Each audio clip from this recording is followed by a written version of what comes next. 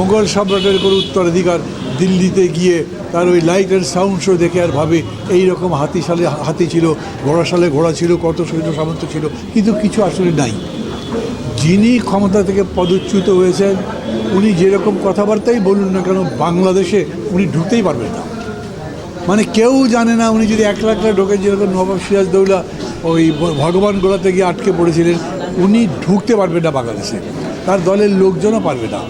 এখন যে সরকারটা আছে তারা বলছে আমরা একটা অন্তর্ভুক্তিমূলক সমাজ করতে চাই, তার মানে কাউকে জোর করে বাদ দেবো তারা, কাউকে বেআইনি করে দেবো সেটা না, বরঞ্চ সবাইকে সমান সুযোগ দেব, কিন্তু যারা যে অপরাধ করেছেন সেই অপরাধের বিচার পুরোটাই করতে হবে, সেখানে কোনো মাপ দেওয়া হবে না।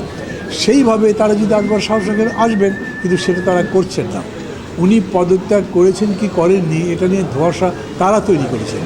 পদত্যাগ না করলে রাষ্ট্রপতি কীরকম করে নতুন সরকারের শপথ করে, কীরকম করে সংসদ ভেঙে দেয়, তারই নিযুক্ত রাষ্ট্রপতি তো, ওগুলো কথা না। তার ছেলে হঠাৎ বলল না উনি তো পদত্যাগ করেননি, তার কয়েকদিন পরে উনি আবার ভারত থেকে বললেন যে না আমি পদত্যাগ করেছি।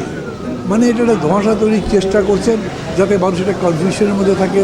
তার দলের সমস্ত নেতাকর্মীর সর্বস্তরের মন ভেঙে গেছে।